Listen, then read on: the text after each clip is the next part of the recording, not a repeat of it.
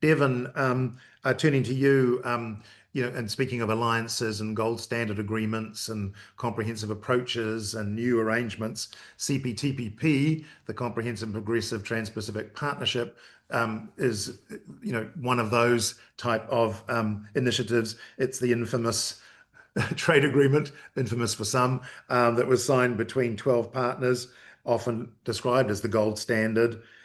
Is it the gold standard still? How can the CTPP members, if they are so minded, respond to the current situation? Bearing in mind, of course, that Australia is in the seat as chair this year of CPTPP. Yeah, that's right. And I think, is the CPTPP a gold standard? I mean, yes and no. It was and is a very high ambition agreement in terms of the commitments and the rules, but it was signed in 2018, and a lot has changed since then. It's meant to be getting a review. By the end of the year, a report should be going to ministers. And so I think there is a lot that could be done under CPTPP to respond to the new operating environment we find ourselves in.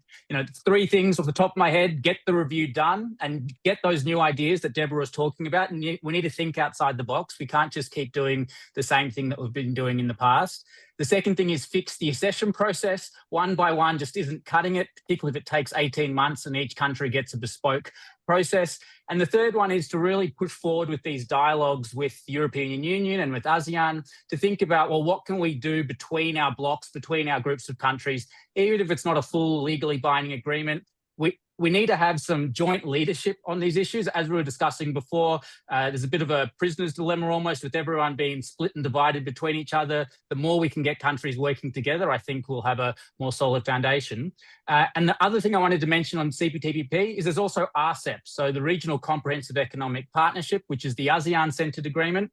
That has been a bit quiet in most of the media for the last few years, but certainly in the Chinese media, in the Chinese space, it's getting a lot of attention, and within ASEAN. And last week's ASEAN economic ministers meetings in Malaysia saw a great statement from RCEP ministers, which sort of are showing there's going to be forward movement there on both the general review and accessions and stakeholder engagement. So if CPTPP doesn't sort of get its act together, I think that we'll be seeing some movement on the RCEP side of things. And then maybe the final point on both of these is that the positive thing about both CPTPP and RCEP is it shows that to some extent we can segment off the US issues, right? That the rest of the world can just keep pushing forward and keep moving forward with those rules and developing rules. It's not about ignoring or decoupling with the US, but recognizing that if we can show them that this system still works and these rules-based trade still work, then hopefully at some point in the far future, they'll return to it.